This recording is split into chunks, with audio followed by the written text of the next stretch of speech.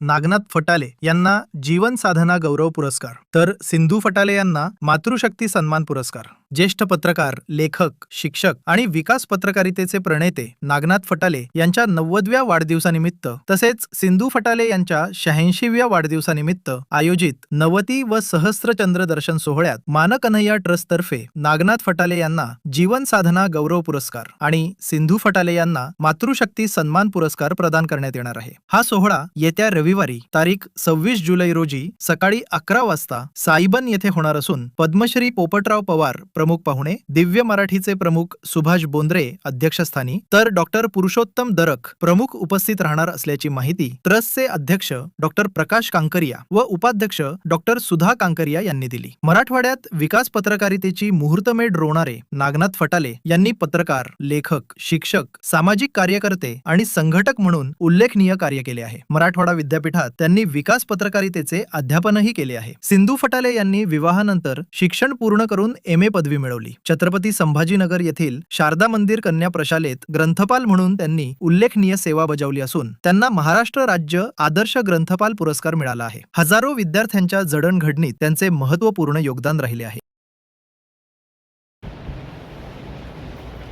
त्यावेळेला बातम्याचे जे घटना असायच्या त्या घटना घडामोडीच्या असायच्या. म्हणजे जाहीर सभा झाली बुवा, अपघात झालं बुवा, कुणी समजा चुकून आत्महत्या केली तर त्याची गोष्ट आहे म्हणा. म्हणजे घडलं ते देणं एवढंच होतं.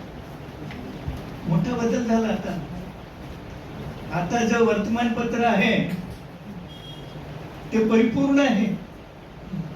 त्यामध्ये संतांचं वचन आहे, त्याच्यामध्ये लोकशिक्षण आहे, त्याच्यामध्ये पर्यावरण आहे, त्याच्यामध्ये विकास आहे, त्याच्यामध्ये टीका आहे, त्याच्यामध्ये दूषण देणं आहे, त्याच्यामध्ये लोकांना दोष दाखवणं आहे. थोडक्यात वर्णन करायचं परिपूर्ण वर्तमानपत्र आता झालेलं आहे. पत्रकारितेमध्ये हा काळाच्या ओघात झालेला आहे.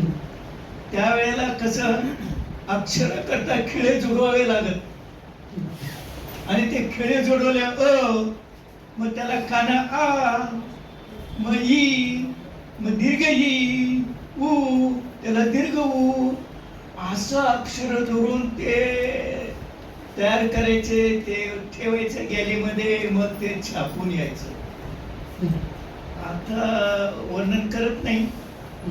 आता सोशल मीडिया आहे, बाकीचे ठिकाणे आहेत, पण आता एक अल्लाउद्दीनचा दिवा प्रत्येकाच्या हातात आहे हो, मोबाईल.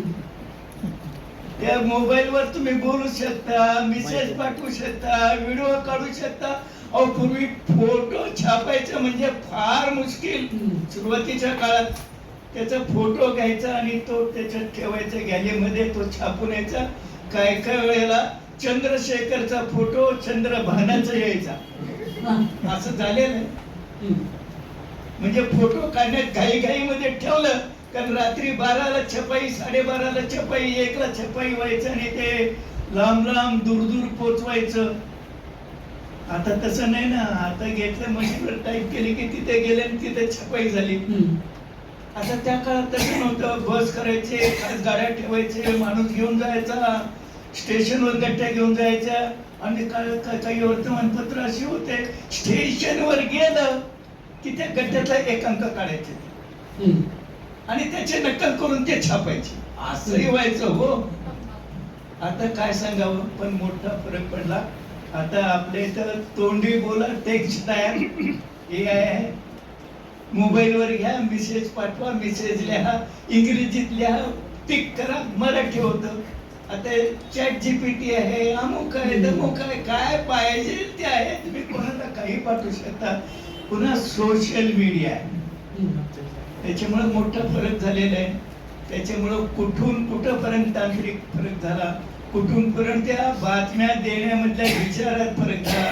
पूर्वी दुष्काळाच्या बातम्या यायच्या नाही, शेतीच्या बातम्या यायच्या नाही, सिंचनच्या बातम्या यायच्या नाहीत.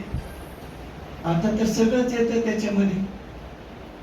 पूर्वी शक्यतो संपादकीयाला फार महत्व होतं.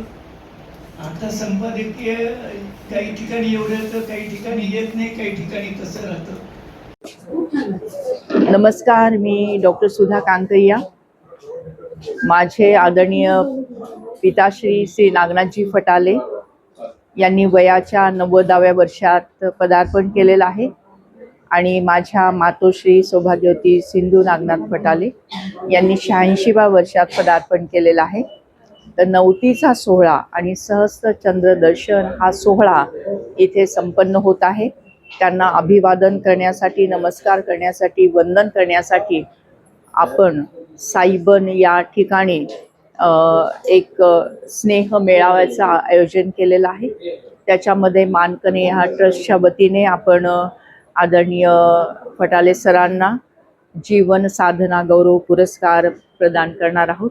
तसंच मातोश्री सिंधुताई फटाले यांना मातृशक्ती सन्मान सोहळा म्हणजे आपण त्यांना देणार आहोत. आणि यासाठी प्रमुख पाहुणे म्हणून हिवरे बाजारचे पद्मश्री पोपटरावजी पवार सर आहेत. या कार्यक्रमाच्या अध्यक्षस्थानी ज्येष्ठ पत्रकार आणि दिव्य मराठीचे स्टेट हेड असणारे श्री सुभाषजी बोंद्रे सर आहेत. आणि प्रमुख पाहुणे म्हणून संभाजीनगरचे आदरणीय सुप्रसिद्ध युरोलॉजिस्ट डॉक्टर पुरुषोत्तम दरक आहेत. आणि हा सोहळा साईबन इथे संपन्न होत आहे.